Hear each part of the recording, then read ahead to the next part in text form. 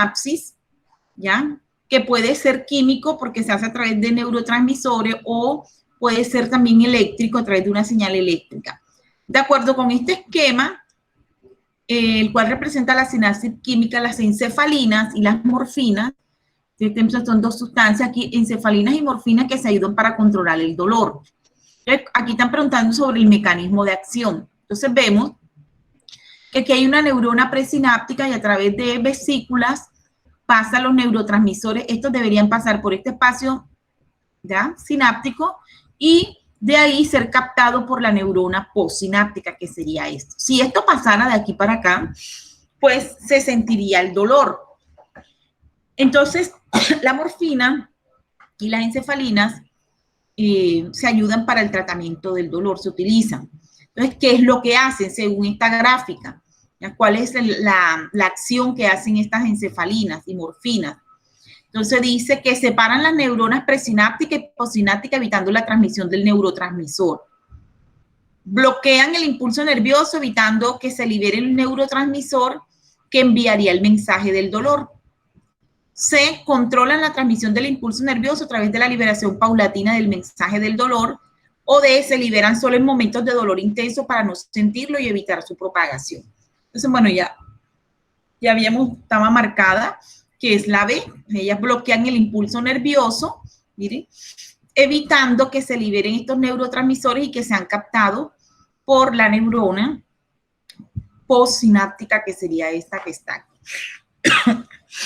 Vamos a seguir viendo qué otras preguntitas hay aquí. Un proceso llamado sinapsis, que puede ser químico o eléctrico. De acuerdo con el esquema anterior, el cual representa la sinapsis química, las encefalinas y morfina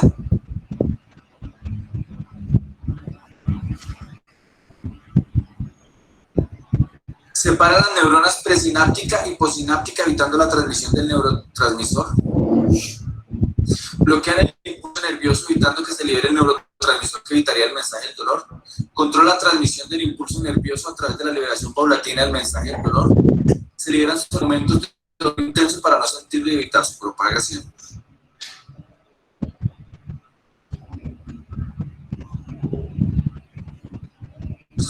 Entonces, si ustedes ven, el neurotransmisor no es liberado.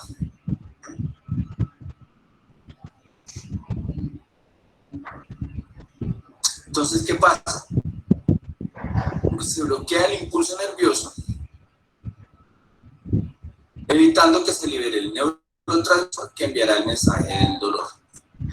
Muy fácil, ¿cierto? Entonces, hay que entender el esquema y hay que saber cómo es la sinapsis.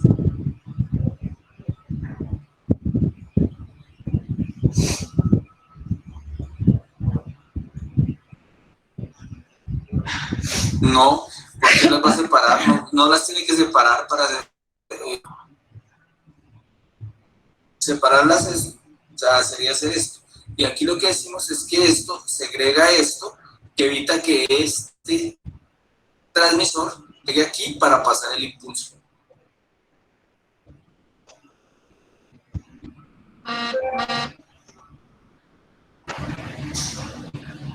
La sinapsis del impulso viene aquí, el impulso nervioso viene aquí. Llega este neurotransmisor, se ubica acá y pasa el impulso para seguirlo por esta neurona.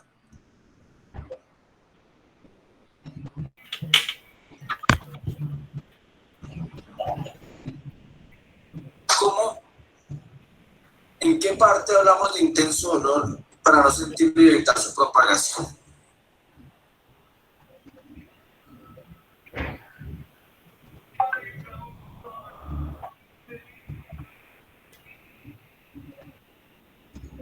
¿Qué no entiendes, John David? Otra pregunta. De acuerdo con el mismo esquema, dice. Otra pregunta.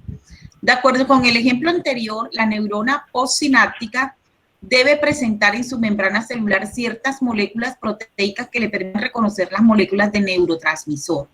Esta es la neurona postsináptica, que le permite reconocer las moléculas del neurotransmisor enviado por la neurona presináptica. Estas moléculas serán, ¿ya?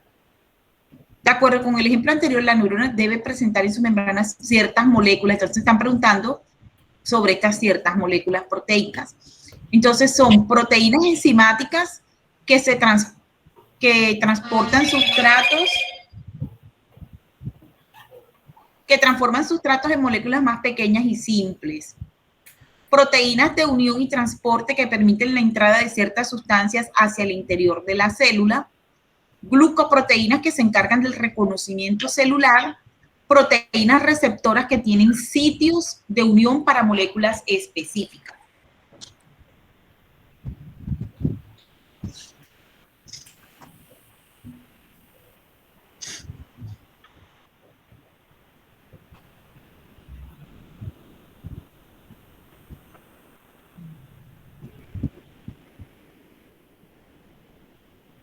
¿Qué naturaleza deben tener las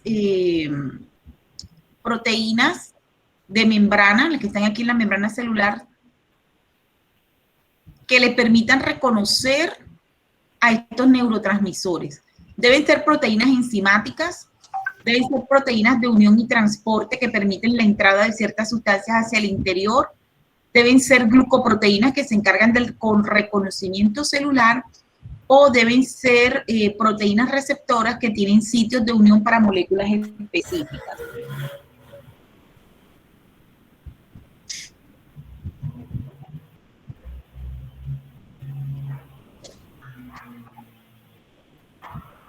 Vamos a continuar. La neurona postsináptica debe presentar en su membrana celular ciertas moléculas proteicas que permiten reconocer las moléculas del neurotransmisor enviado por la neurona presináptica. Todo eso, los medicamentos, ¿saben a quién le puede preguntar bien? A la profe Nuri, que ella es química farmacéutica y sabe los mecanismos que funcionan los medicamentos.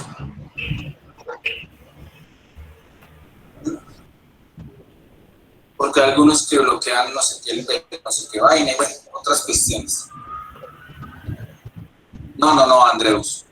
No, señor. Entonces, ciertas moléculas proteicas que permiten reconocer las moléculas del neurotransmisor enviado por una neurona específica. Estas moléculas serían proteínas enzimáticas que transforman sustratos en moléculas más pequeñas y simples.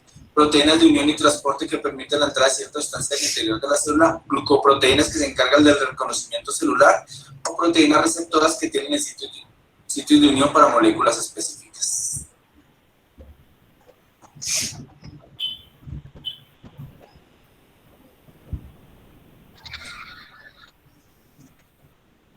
La respuesta es la C.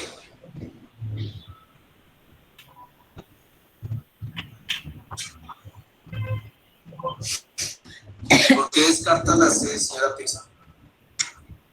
Proteínas que también tienen una parte, llamémosle azúcar, modificada que ayuda al reconocimiento celular.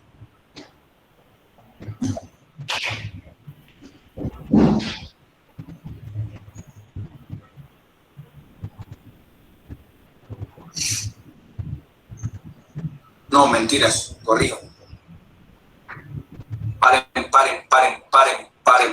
Paren un momento, porque tienen razón. Son proteínas receptoras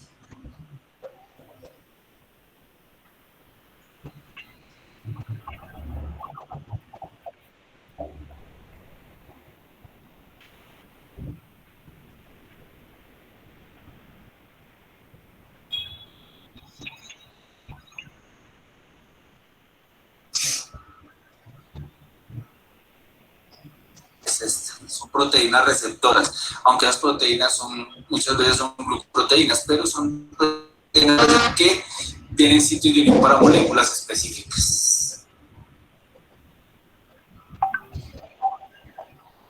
¿Correcto? Bueno, Entonces, Bueno, lo que pasa es que en la membrana celular hay algo pues, de las células animales que se llama el glucocálix, que está conformado por moléculas de proteínas o de lípidos asociados con glúcidos que se encargan del reconocimiento celular. Pero también, o sea, es que las dos preguntas podrían confundir, porque es que una proteína receptora, esta es más general, porque esta digamos que es de unión específica, ¿ya? Esta es la unión específica para que este neurotransmisor pueda ser captado por esta que está acá. Entonces, dentro de las proteínas receptoras pueden estar las glucoproteínas, pero entonces esta respuesta de aquí es más general, ¿ya? Esta es como más específica. Proteínas receptoras que tienen sitios de unión para moléculas específicas. En este caso, estos receptores, ¿ya?, se unen única y exclusivamente a estos neurotransmisores para que puedan entrar luego y continuar con la transmisión del impulso nervioso. Que me están corrigiendo, tienen toda la razón.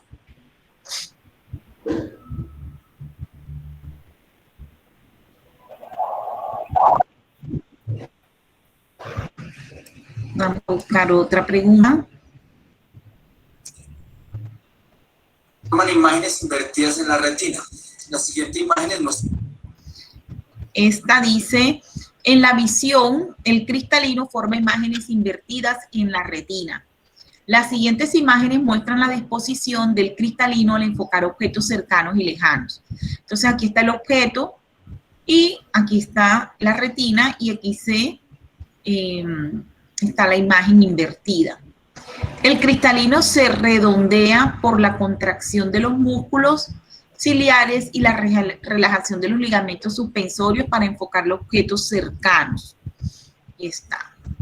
Músculos ciliares, retina, ligamento. El cristalino se aplana por la tensión de los ligamentos suspensorios y relajados de los músculos para enfocar objetos lejanos. ¿Ya? Entonces, se redondea por la contracción de los músculos ciliares y la relajación de los ligamentos suspensorios para enfocar objetos cercanos. Y se aplana, ¿ya?, para ver objetos lejanos. En cierta enfermedad de los ojos, los músculos ciliares tienen poca relajación. ¿Cómo se afectaría la visión de una persona que padece de esta enfermedad? Entonces, en el cristalino se redondea por la contracción de los músculos ciliares y la relajación de los ligamentos suspensorios para enfocar objetos cercanos. Para enfocar objetos lejanos, se aplana. Entonces, en cierta enfermedad de los ojos, los músculos ciliares tienen poca relajación. ¿Cómo afectaría la visión de una persona que padece esta enfermedad? Podría enfocar objetos lejanos, pero no cercanos. Podría enfocar objetos cercanos, no. Podría enfocar objetos lejanos, pero no cercanos.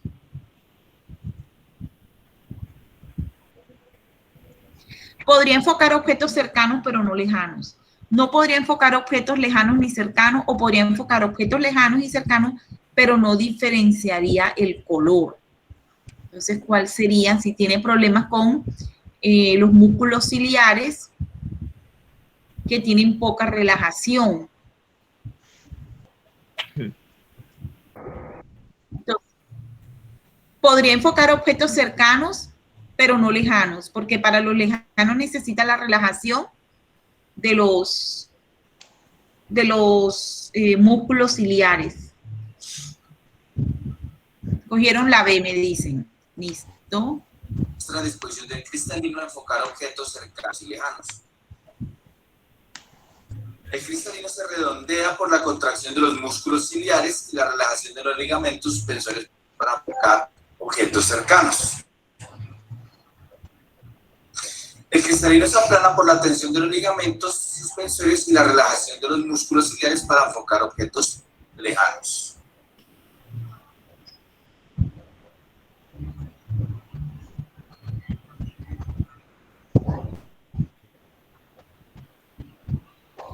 No, Juan.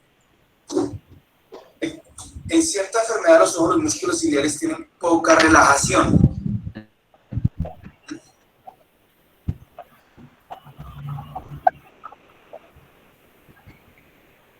¿Cómo afectaría la visión de la persona que padece esta enfermedad?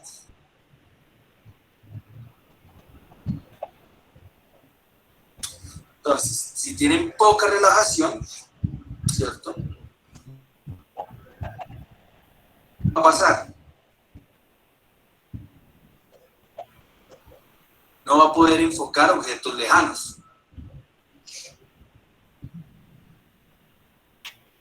Podrá enfocar objetos cercanos, pero no objetos lejanos.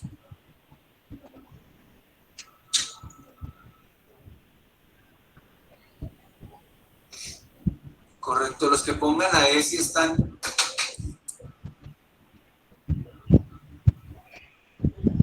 Bueno, vamos a buscar otra. Quiere decir que va a quedar azúcar y que la planta va a crecer. Dice. En una planta, la relación entre la fotosíntesis y la respiración determina su crecimiento, pues la fotosíntesis permite la síntesis de carbohidratos y la respiración lo utiliza para la producción de energía. Si la fracción FR es mayor a 1, se puede esperar que la planta esté aumentando su tamaño. Esta relación se mantiene cuando la producción de azúcares tiene lugar durante el día y la respiración durante la noche. La fotosíntesis es mayor porque hay más azúcares para el crecimiento de la planta. La respiración es mayor porque hay más energía para el crecimiento de la planta, o la producción de azúcares es igual al consumo de energía para el crecimiento de la planta. Para que la relación fotosíntesis y respiración es mayor a 1. Entonces, si la fracción FR es mayor a 1, entonces la producción de azúcares tiene mayor lugar durante el día y la respiración durante la noche. La fotosíntesis es mayor porque hay más azúcares para el crecimiento de la planta. La respiración es mayor porque hay más energía para el crecimiento de la planta, o la producción de azúcares es igual al consumo de energía para el crecimiento de las plantas. ¿En qué momento esta relación me da un valor mayor a 1? En A, B, C, D.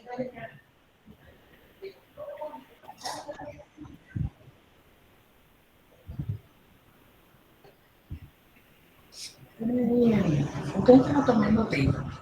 El café que usted me había dado. Gracias. Ay, sí.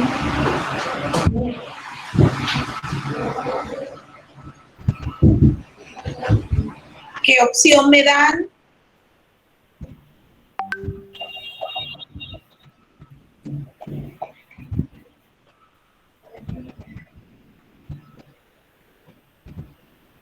Profesora, yo diría que la B, o sea, porque si es una fracción, por lo menos, para que la división sea mayor que 1, por lo menos el numerador tiene que ser mayor.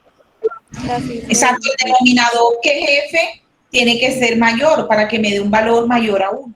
Si fuera menor, me diera un valor menor a 1, y si fuera igual, me diera un valor igual a 1. ¿Ya?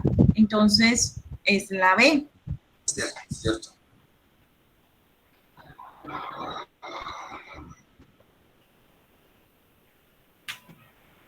Si la relación se mantiene, es porque hay mayor fotosíntesis que ayudan al crecimiento de la planta. Es una pregunta lógica, casi de matemáticas. ¿Correcto?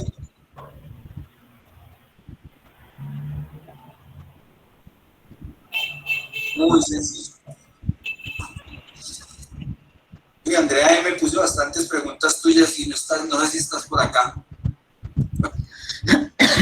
El siguiente modelo muestra parte del ciclo del oxígeno. Entonces dice radiación ultravioleta, capa de ozono, mar, sedimento, meteorización oxidante, continente. Con base en este modelo, ¿cuál mineral se forma a partir de las reacciones de carbono y oxígeno que pueden darse entre los organismos marinos? A ver, ¿cuál mineral se forma a partir de las reacciones de carbono y oxígeno que pueden darse entre los organismos marinos? Bueno, entonces aquí dice mar, sedimento, aquí dice carbonato de calcio.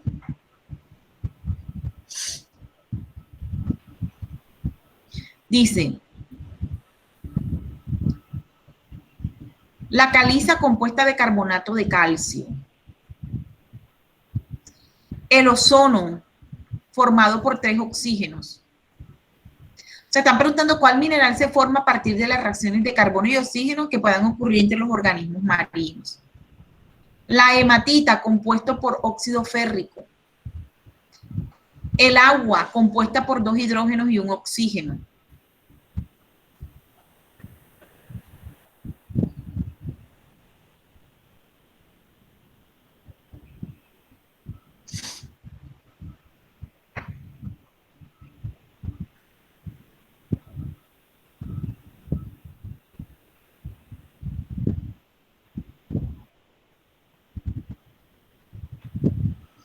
Y están hablando de un mineral.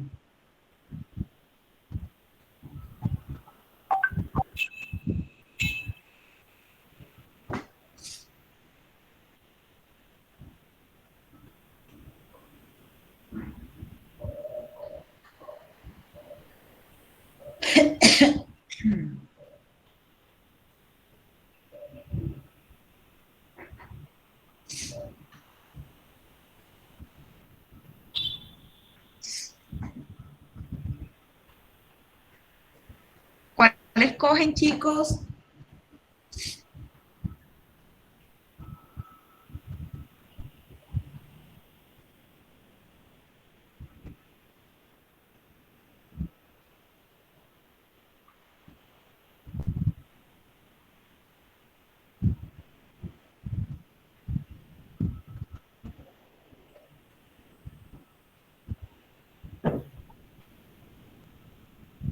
Profesora, yo creo que es la A.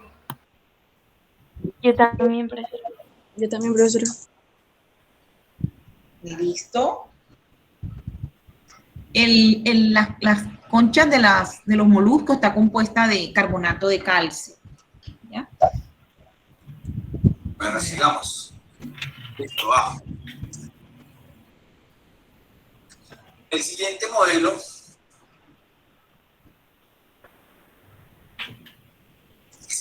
muestra parte del ciclo del oxígeno.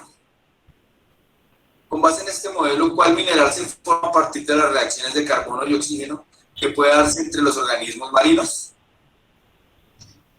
Vean, aquí claramente se ve la caliza compuesta de carbonato de calcio. Casi que es pura química.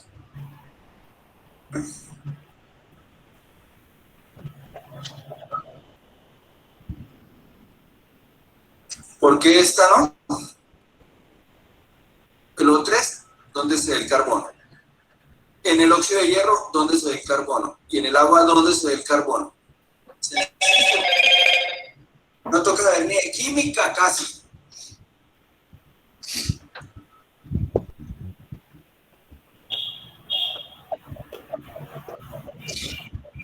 Ah, bueno, señora Pérez, está bien. Voy a ir más despacio.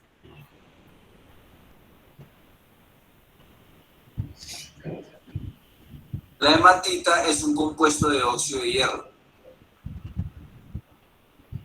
Es una piedra compuesta de óxido de hierro. Aquí la ven. Pero lo que necesitas es que te explique. Tú dime y te explico.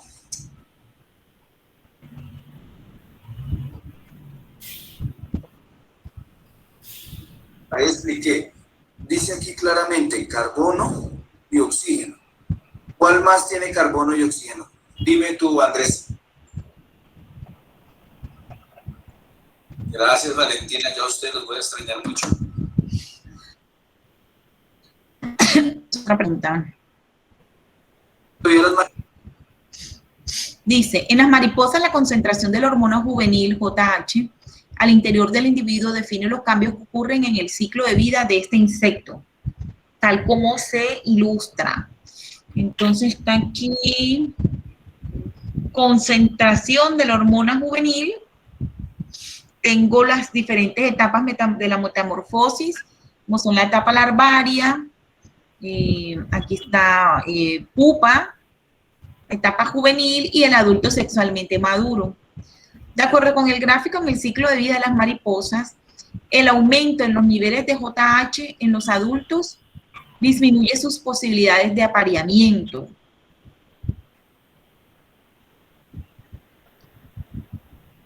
La disminución en la concentración de la hormona JH prolonga los estados larvales.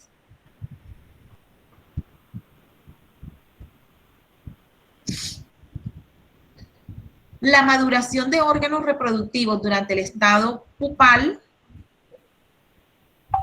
requiere una disminución del nivel de JH.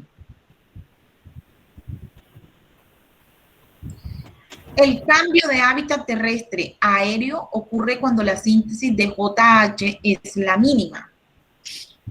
El cambio del hábitat terrestre al aéreo ocurre cuando la síntesis de la JH es mínima.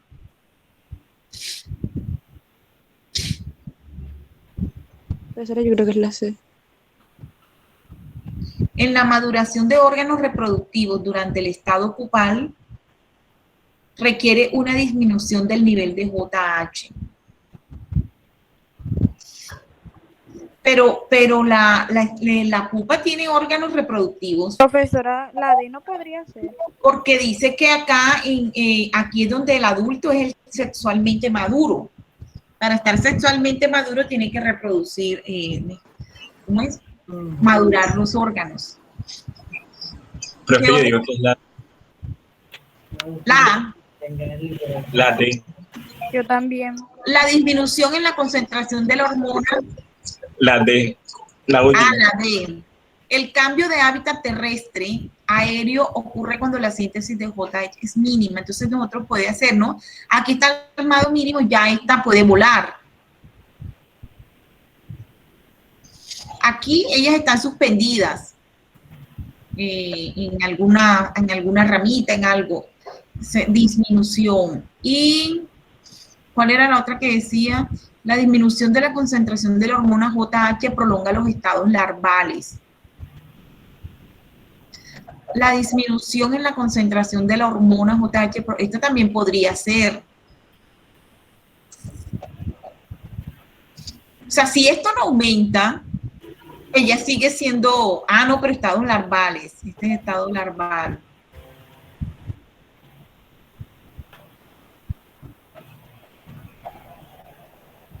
Vamos a ver acá. Mariposas, el aumento de los niveles de JH en los adultos disminuye sus posibilidades de apareamiento. La disminución de la concentración de la hormona JH prolonga los estados larvales. La maduración de órganos reproductivos durante el estado pupal requiere una disminución del nivel de JH. El cambio de hábitat terrestre al aéreo ocurre cuando la síntesis de JH es mínima.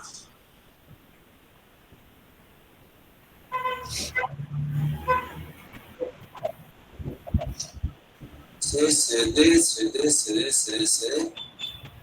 De hombre. D. C. Bien.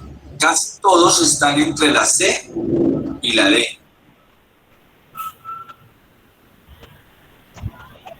Si miramos la gráfica,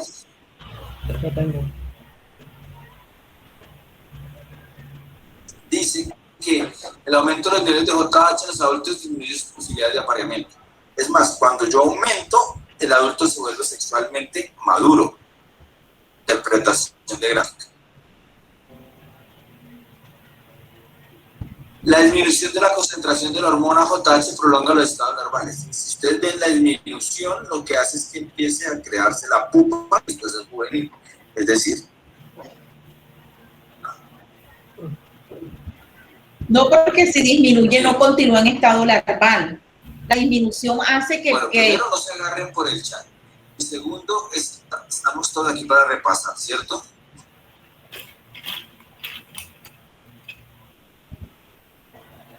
Entonces,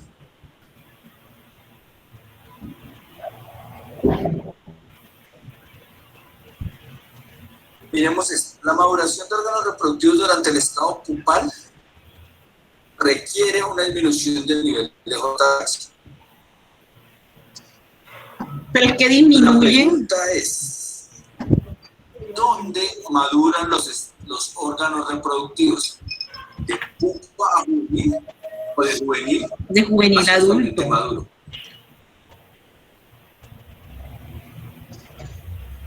Correcto.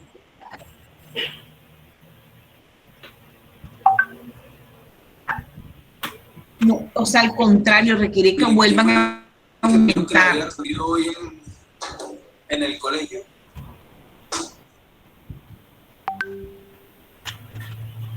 Si ustedes miran, esta no es correcta por eso. Porque como ya los órganos reproductivos no van de aquí a aquí, de aquí a aquí. La maduración de órganos reproductivos van de juvenil al adulto sexualmente maduro. Entonces, la respuesta es la.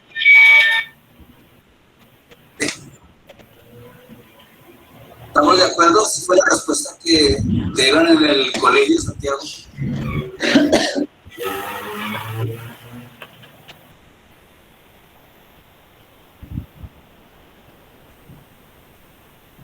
Bien.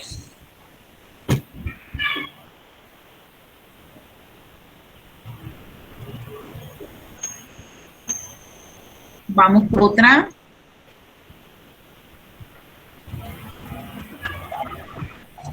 Muchos de Andrea M.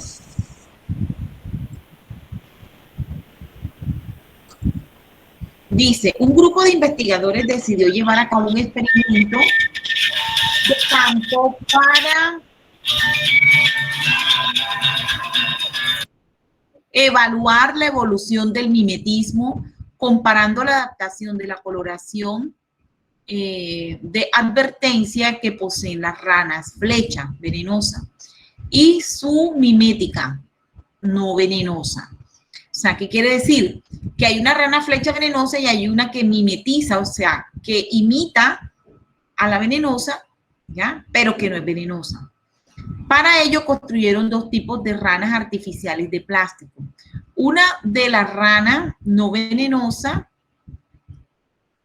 y otra de una rana de color café. Gráfica 1 muestra la cantidad de individuos de dos regiones y la gráfica 2 el número de ataques contra los dos tipos de ranas de plástico de ambas regiones. El grupo de investigadores decidió llevar a cabo un experimento de campo para evaluar la evolución de mimetismo comparando adaptación en la coloración de advertencia que poseen las ranas flechas. Bueno, entonces dice aquí, región 1, región 2, número de individuos, rana mimética no venenosa, esta, rana flecha venenosa. En la gráfica 2, número de individuos, rana mimética artificial, rana café artificial. Al comparar estos resultados en las dos regiones, se puede concluir que los depredadores de ambas regiones reconocen la coloración de advertencia y no comen ranas venenosas.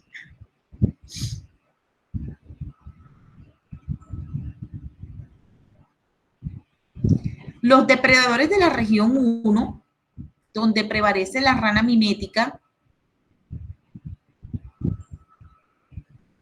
reconocen la coloración de advertencia y evitan comer las ranas de esta coloración.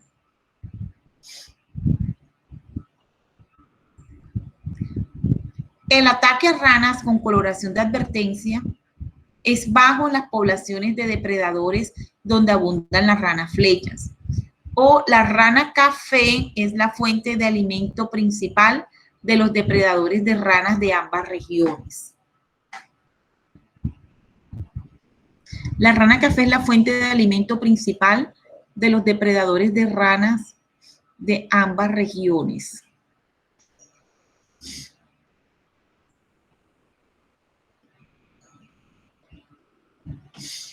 Entonces, la gráfica 1 muestra la cantidad de individuos en las dos regiones.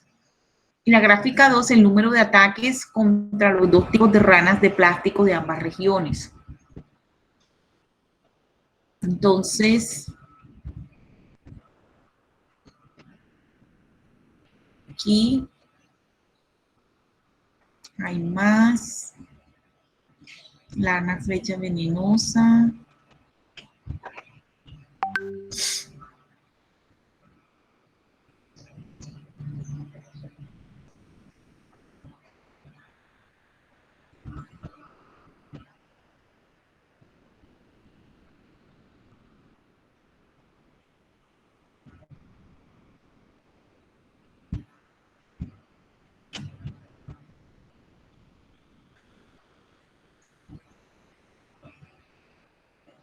Número de ataques.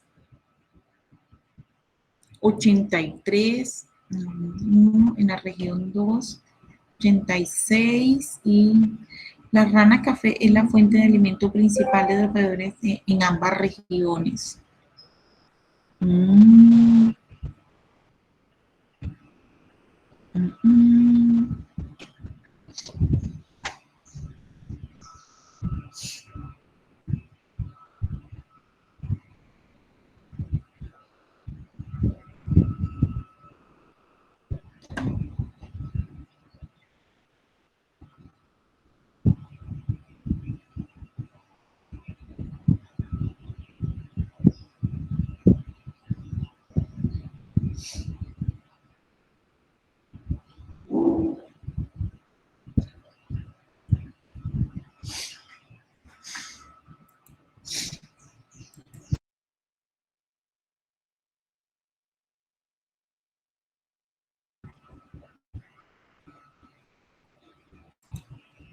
¿Cuál escogen, jóvenes?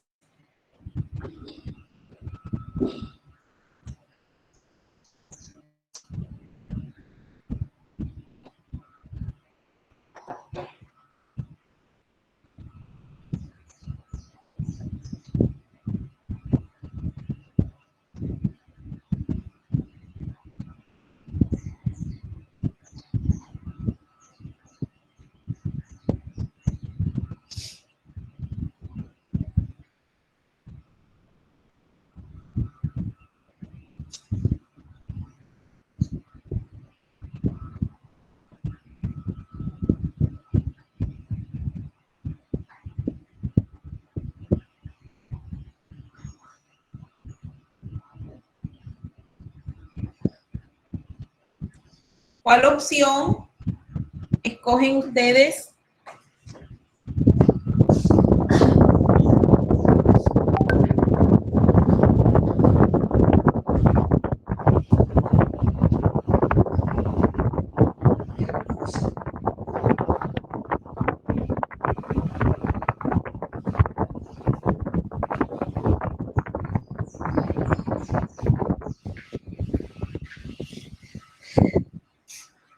No han escogido ninguna. ¿Están pensando todavía?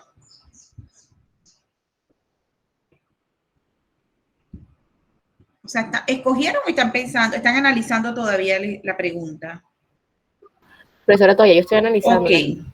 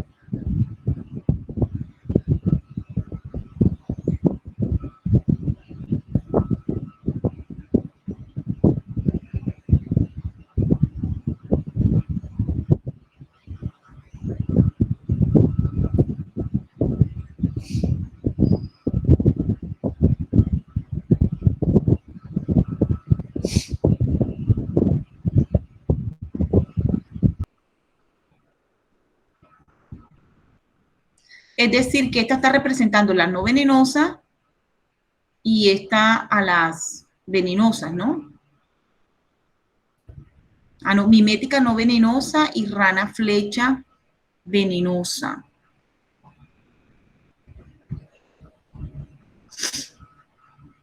Luego dice, los depredadores de la región 1, donde prevalece la rana mimética, reconocen la coloración de advertencia y evitan comer las ranas de esa coloración, porque hay ataques. El ataque a ranas con coloración de advertencia es bajo en las poblaciones de depredadores donde abundan las ranas flechas. Bueno, la rana flecha abunda en la región 2. Entonces, el ataque a ranas con coloración de advertencia es bajo en las poblaciones de depredadores donde abundan las ranas flechas. Bueno, ellas abundan en la región 2 y esta podría ser. Aquí hay un ataque bajo. Y la rana café es la fuente de alimento principal para los depredadores de ambas regiones. Entonces, ¿cuál escogieron? Bueno, vamos a ver. Vamos a ver el análisis este. Ay. Mira, esta es de Jorge Luis Araujo. Claro que sí. Esta es de Jorge Luis. ¿Cuál?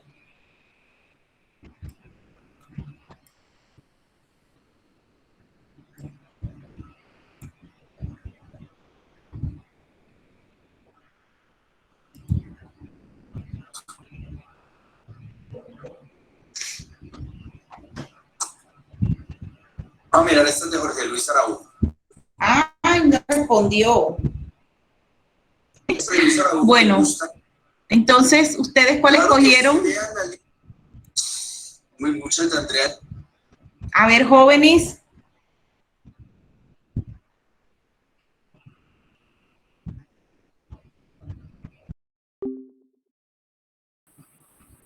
De acuerdo con lo anterior,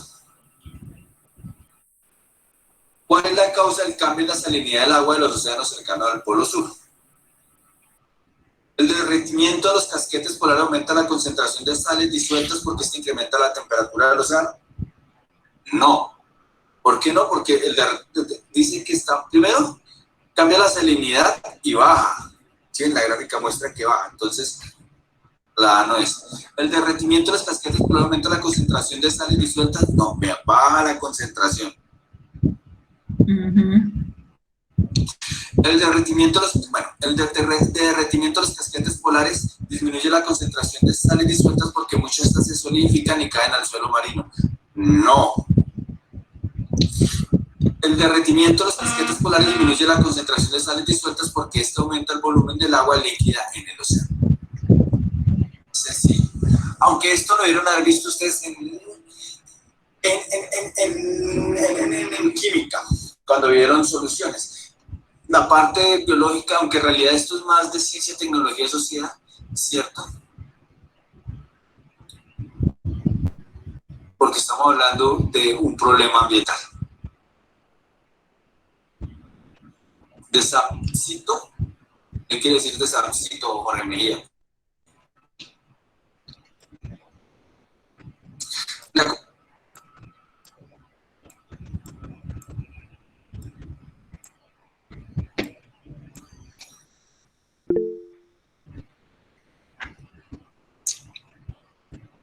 Tenemos un grupo de investigadores observa que en una ciudad se presentan altos índices de contaminación por la elevada concentración de CO2 que se genera en la quema de combustibles fósiles para la producción de electricidad para las casas.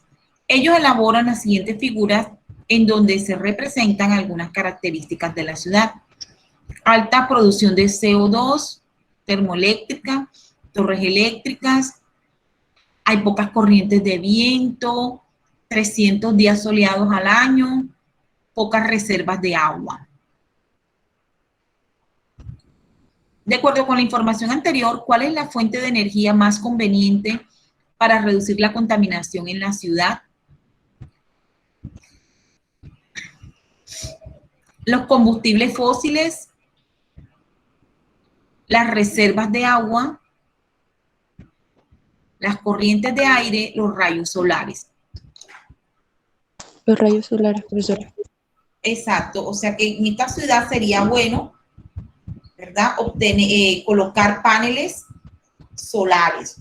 Esto tiene todas las características de muchas ciudades de aquí, por ejemplo, en La Guajira. La Guajira tiene 300 días soleados o más y podría generar su energía a partir de paneles solares.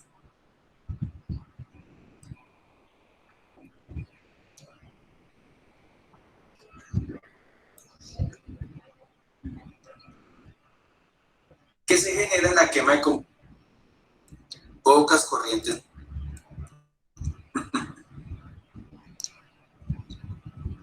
Combustibles fósiles. Esta es igualita. Entonces dice, de acuerdo con la información de la figura, ¿en cuál de las siguientes tablas se registra adecuadamente la disponibilidad de las fuentes de energía de la ciudad?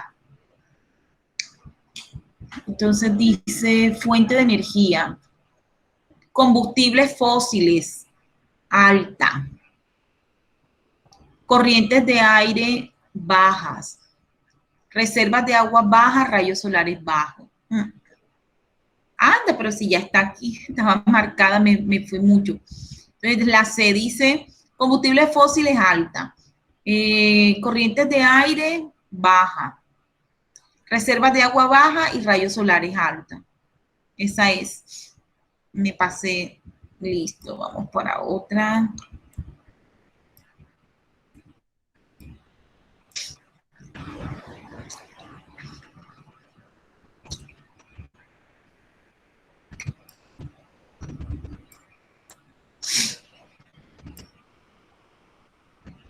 Sí, esa es la que sigue. Dice, en el genoma de la bacteria Escherichia coli hay 3 genes responsables del metabolismo de la lactosa. Cuando estas bacterias crecen en medio de cultivo sin lactosa, son de color blanco. Pero si el medio contiene lactosa, cuando la metabolizan, las bacterias se tornan de color azul. Un investigador expuso una colonia de E. coli a una fuente de rayos ultravioletas. Posteriormente las puso en un medio de cultivo que contenía lactosa. Y horas después encontró que las bacterias tenían color blanco. Con base en la información anterior, ¿qué le pudo haber sucedido a la colonia de bacterias que explique este resultado? A. La colonia de bacterias adquirió la capacidad de metabolizar sustratos diferentes de la lactosa. B. Los rayos ultravioletas generaron mutaciones en estos genes, impidiendo que las bacterias metabolizaran la lactosa. C. Las bacterias metabolizaron una cantidad de lactosa muy superior a la que requieren para sobrevivir. O D. Los rayos ultravioletas quemaron la colonia de bacterias exponiendo el color blanco al sustrato de la lactosa.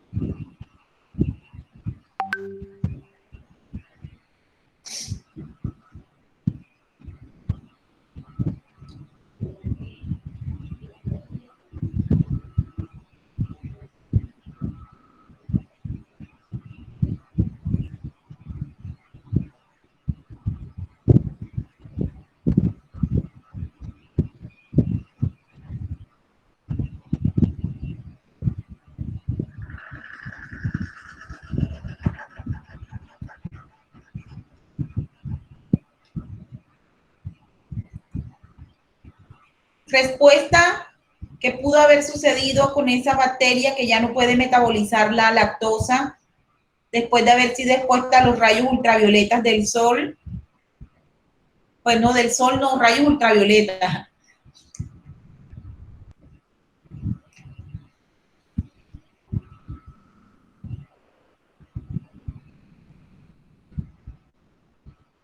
Está fácil. ¿Cuál sería?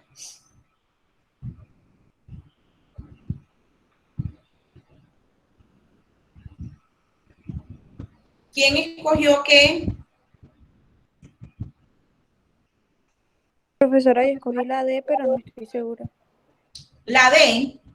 La D. Otra opción, otra persona. ¿Qué efecto tienen los rayos ultravioletas?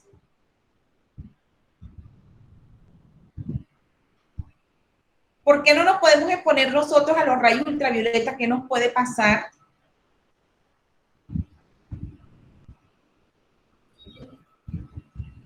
Si nos exponemos mucho tiempo nos da cáncer de piel, profesora. ¿Y eso qué es? Mutación. Es una mutación. Los rayos ultravioletas son mutagénicos. Lo que hicieron fue que cambiaron el genoma de la bacteria y por lo tanto ya ella ahora es una bacteria mutante que no puede metabolizar la lactosa. Y Escherichia coli, hay 3 genes responsables del metabolismo de la lactosa. Cuando estas bacterias crecen en un medio de cultivo sin lactosa, son de color blanco. Pero si el medio contiene lactosa, la metabolizan, las bacterias se tornan de color azul. Un investigador expuso una colonia de Escherichia coli a una fuente de rayos ultravioleta. Posteriormente las puso en un medio de cultivo que contenía lactosa y después encontró que las bacterias tenían color blanco. Con base en la información anterior, ¿qué le pudo haber sucedido a la colonia de bacterias que explique este resultado? La Escherichia coli es una bacteria y se encuentra en las heces fecales.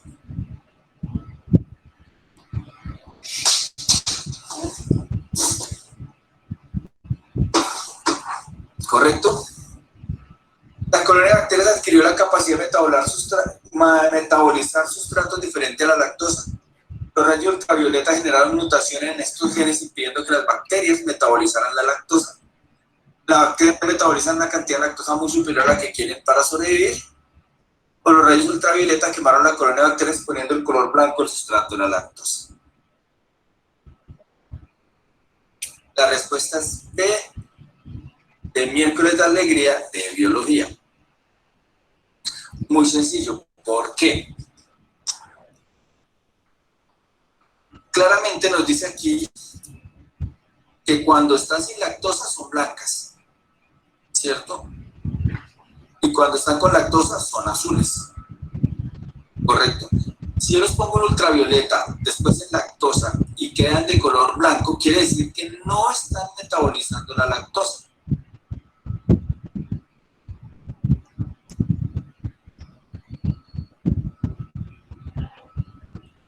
Si metabolizaran la lactosa se pondrían azules. La respuesta es la B de biología. listo. Cultores en la mano de obra para el control del insecto que afecta al cultivo. Tenemos aquí esta. Un cultivo de algodón ha sido atacado por una especie de insecto que se alimenta de sus hojas. Esto ha generado una baja calidad y cantidad de algodón producido. Esta especie de insecto ha desarrollado resistencia a algunos insecticidas, lo que ha impedido su eliminación en la zona de cultivo. Teniendo en cuenta la información anterior, ¿cuál de las siguientes preguntas puede resolverse mediante una investigación desde el campo de las ciencias naturales? ¿Qué estrategias de comercialización pueden desarrollar los agricultores para incrementar la venta y la comercialización de algodón producido en la zona? ¿Puede la introducción de una especie de avispa disminuir la población de insectos que se alimenta de las hojas de algodón de la zona? ¿Cuánto deben invertir económicamente los agricultores en la mano de obra para el control de insectos que afecta el cultivo de algodón en la zona? ¿Qué efecto tiene la baja producción en los cultivos de algodón en la calidad de vida de las familias de agricultores que dependen del cultivo? Entonces, ¿cuál de las siguientes preguntas puede resolverse mediante una investigación desde el campo de las ciencias naturales? ¿La A, la B, la C o la D?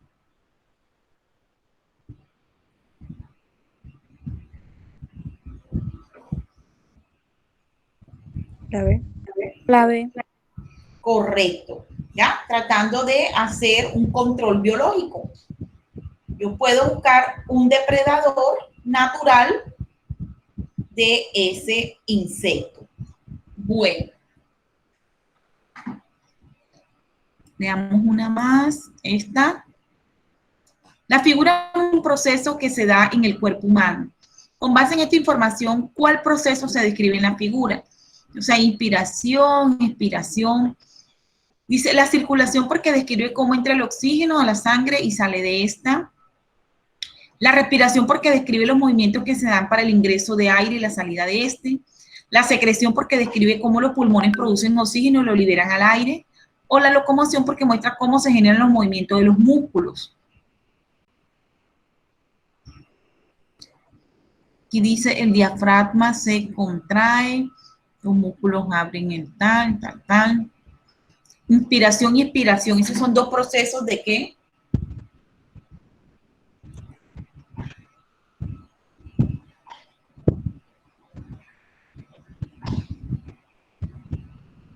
Respiración. Exacto, es de la respiración. Bueno, jóvenes, pasaré la asistencia y terminamos aquí. 11. Vargas, Carlos. Presente. Vargas, Daniela. Dijo presente por el chat. Santoyo. Presente. Romero. Elkin no está.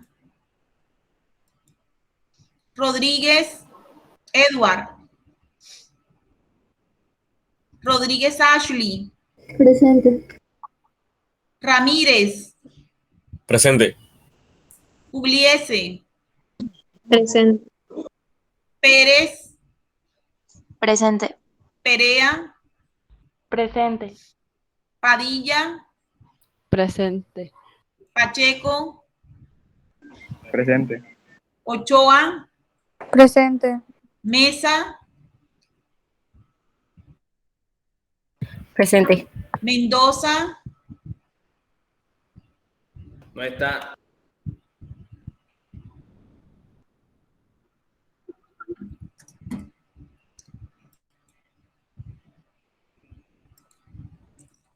Ajá.